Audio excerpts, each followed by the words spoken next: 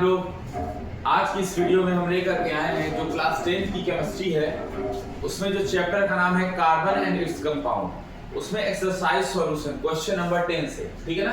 Chemistry carbon and its compound में question number 10 क्या है? Explain the formation of scum when hard water treated with soap.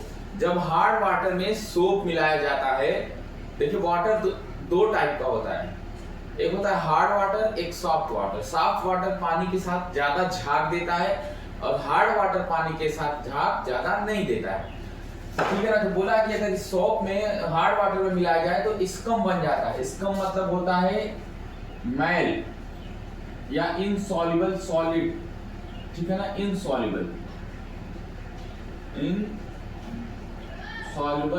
Waste, ठीक है ना, waste, ठीक है, या इसे कहते हैं, हाँ ठीक है, मैल, बेकार की चीज भी कह सकते हैं, बेकार की चीज बन जाती है, ठीक है।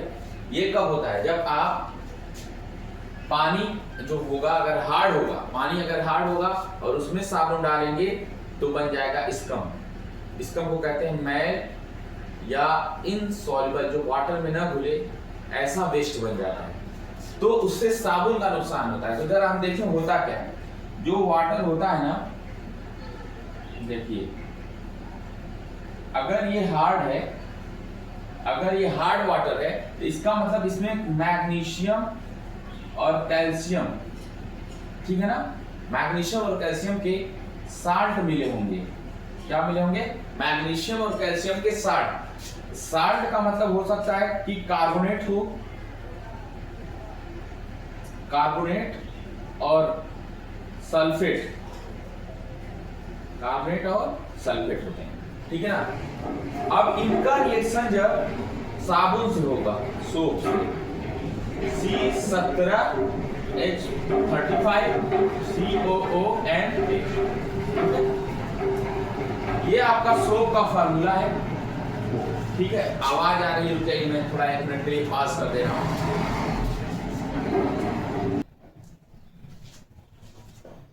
हाँ स्टूडेंट, हम बता रहे थे कि हार्ड वाटर में क्या मिला होता है? मैग्नीशियम और कैल्शियम के साल्ट। साल्ट कार्बोनेट भी हो सकते हैं, सल्फेट भी। अगर ये वाटर सॉफ्ट होगा तो ये साल्ट जो होंगे वो कम होंगे, लेस अमाउंट में होंगे।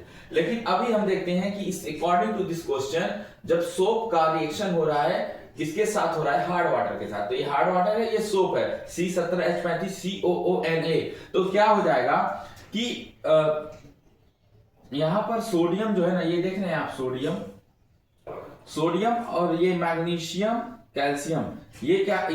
ये ज्यादा रिएक्टिव है। मैग्नीशियम और कैल्शियम जब आयन होते हैं वो ज्यादा रिएक्टिव होते हैं, तो ये बाकी की चीज जो है ना, ये डिस्प्लेस हो जाएगी, ये डिस्प्लेस हो जाएगी। आपने डिस्प्लेस रिएक्शन में सुना था, ठीक है। तो ये क्या हो जाएगा जब इसमें घुलेगा, जब यहाँ पर साबुन, यहाँ पर सोप घुल जाएगा, यहाँ पर सोप, ठीक है ना, सोप,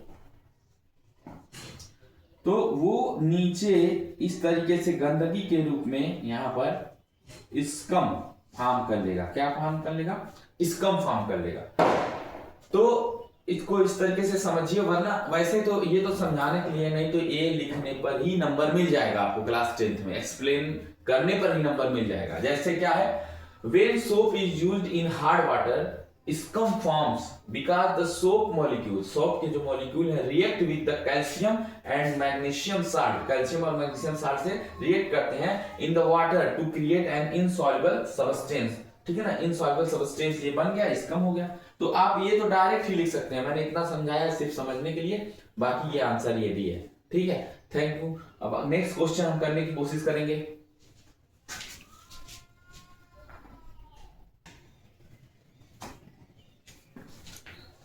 नेक्स्ट क्वेश्चन है एक्सरसाइज का, देखिए। What change will you observe if you test soap with litmus paper. बोला है लिटमस पेपर को सोप के साथ टेस्ट करना है, कैसे पता चलेगा कि क्या चेंज आता है उस पे?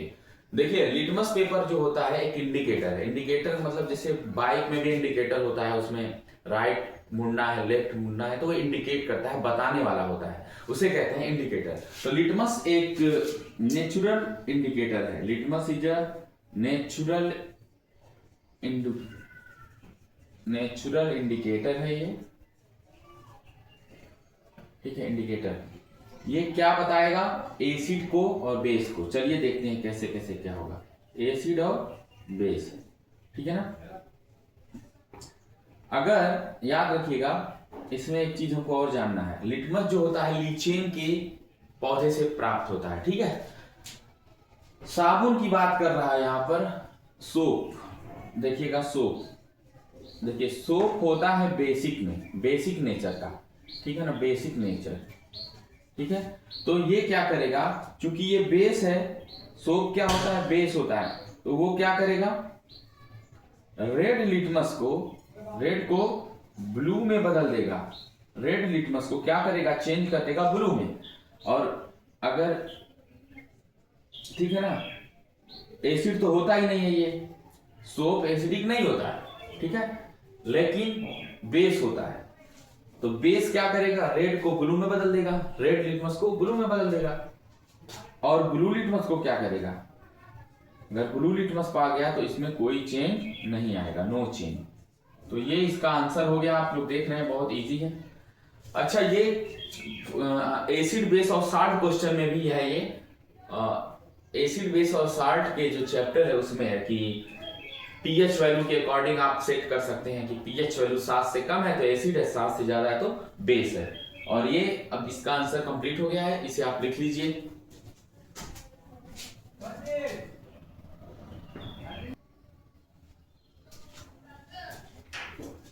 देखिए स्टूडेंट, आगे का ये क्वेश्चन है, what is hydrogenation, what is it's industrial application. Hydrogenation क्या है, इसका इंडस्ट्रियल एप्लीकेशन क्या होता है। वास्तव में हाइड्रोजिनेशन क्या होता है कि जब अनसैचुरेटेड हाइड्रोकार्बन में हाइड्रोजन जुड़ जाता है और उसको सैचुरेटेड बना देता है, ठीक है ना। यानी कि आप ये देखेंगे, किसी भी एल्कीन में, एल्कीन या तो एल्काइन में क्या जुड़ जाएगा? हाइड्रोजन जुड़ जाए तो वो क्या बना देगा? एल्केन बना देगा। एल्केन, एल्केन का मतलब होता है सैचुरेटेड बना देगा, सैचुरेटेड हाइड्रोकार्बन, हाइड्रोकार्बन। देखिए ये अनसैचुरेटेड था, दोबारा से अभी समझा देंगे इसको, अनसैचुरेटेड। देखिए जब अनसैचुरेटेड हाइड्रोकार्बन में हाइड्रोजन, यहां पर निकिल या पैलेडियम, पैलेडियम जो होता है PALLADIUM, ये एक उत्प्रेरक है, उत्प्रेरक का मतलब कैटलिस्ट। एल्केन सैचुरेटेड बन जाता है, तब वो एल्केन कैसा बन जाता है? सैचुरेटेड वाला एल्केन बन जाता है, तो उसे कहते हैं हाइड्रोजनेशन। तो addition of hydrogen in the unsaturated hydrocarbon. जरा देखते हैं, ये देखिएगा डबल बॉन्ड है C C और ये R है, R है, R है, ठीक है, R है। ये लिखने का तरीका है, R और कुछ भी नहीं है, R इक्वल टू होता है रिमेनिंग हाइड्रोकार्बन, ठीक है ना, remaining hydrocarbon group, hydrocarbon atom group, ठीक है ना, एटम ग्रुप। ये R का मतलब क्या होता है? इसकी वैलेंसी पूरी करने के लिए यहाँ हाइड्रोजन हाइड्रोजन हाइड्रोजन हाइड्रोजन जुड़ जाएगा। अच्छा जोड़ के देखते हैं यहाँ पर क्या बनेगा, C डबल बॉन्ड C, यहाँ पर H और यहाँ पर H, यहाँ पर H, यहाँ पर H, यानी R की जगह H हो गया, ठीक है ना। और हाइड्रोकार्बन मतलब कार्बन और हाइड्रोजन का ग्रुप। अब देखेंगे यहाँ पर C की 4 वैलेंसी कंप्लीट हो गई, तो इसे हम नाम क्या देंगे? इसका नाम है एथीन। क्या नाम है? एथीन, ठीक है ना। क्यों? क्योंकि डबल बॉन्ड है, तो जैसे 2 कार्बन से एथ बन गया और डबल बॉन्ड है तो इन, एथीन, ठीक है ना। ट्रिपल बॉन्ड होता तो एथाइन बन जाता। इनमें हम प्लस क्या करेंगे? देखिएगा हाइड्रोजन करेंगे। जब हाइड्रोजन करेंगे और ये रहेगा निकल उत्प्रेरक, पैलेडियम भी, तो ये बना क्या लेगा? देखिए C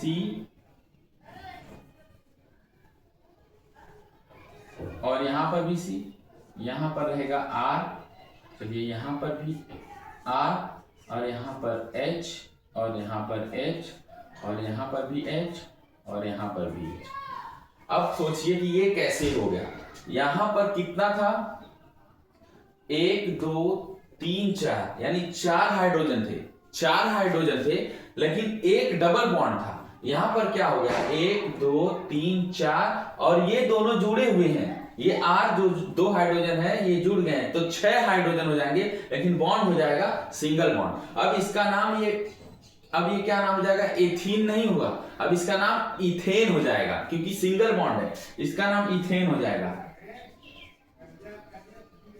इसका नाम इथेन हो जाएगा। तो ये था डबल बॉन्ड वाला अनसैचुरेटेड हाइड्रोकार्बन। जब इसकी हाइड्रोजनेशन यानी हाइड्रोजन जोड़ा गया, तब इसका हो गया ये सैचुरेटेड हाइड्रोकार्बन। यही क्वेश्चन में बताना था, ठीक है। नेक्स्ट क्वेश्चन करते हैं, इसे आप करिए जब तक।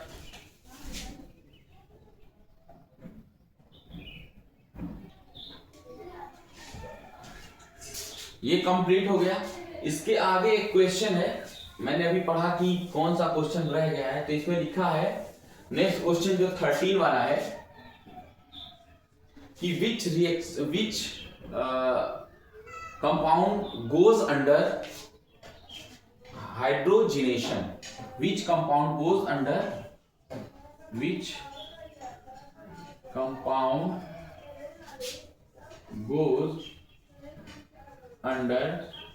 हाइड्रोजिनेशन।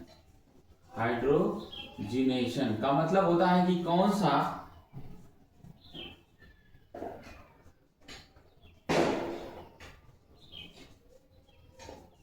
मान लो इस तरीके से दिया हो, बोले कि कौन सा इसमें से कंपाउंड गोज अंडर हाइड्रोजिनेशन, कौन सा हाइड्रोजिनेशन प्रोसेस से होकर जाएगा। तो देखो जो अनसैचुरेटेड होगा, जैसे अनसैचुरेटेड उसी में हाइड्रोजन ऐड होगा और वो बन जाएगा सैचुरेटेड, और वो कहा जाएगा हाइड्रोजिनेशन प्रोसेस। और यहां पर देखेंगे तो C2H2 में और C2H4 में डबल बॉन्ड है, ठीक है, C2H4 में भी है, C2H2 में भी है। एसिटिलीन है, डबल बॉन्ड, इसमें ट्रिपल बॉन्ड हो जाएगा। C2H2 का आपको पता होगा, C और यहाँ पर H, यहाँ पर भी H, ये ट्रिपल बॉन्ड, ठीक है ना। C2H2 होता है एसिटिलीन। तो ये अनसैचुरेटेड है, जब हाइड्रोजन जोड़ोगे तो हाइड्रोजनेशन कहा जाएगा, इनमें नहीं होगा। CH4 का क्यों, क्योंकि ये देखिए इस तरह से इसका स्ट्रक्चर बनता है, तो यहाँ सिंगल बॉन्ड है, ठीक है। तो चलिए देखते हैं फिर क्या होगा, नेक्स्ट वाले टॉपिक में देखेंगे। या तो ये तो खत्म ही हो गया, carbon and its compound last chapter था अकॉर्डिंग टू NCERT आपके केमिस्ट्री का। तो अब हम फिजिक्स के न्यूमेरिकल और एक्सरसाइज पर आएंगे, ठीक है। तो ये हो गया आपका कार्बन एंड इट्स कंपाउंड के सभी सॉल्यूशन कंप्लीट, ठीक है, केमिस्ट्री के। तो पढ़ते रहिएगा, थैंक यू।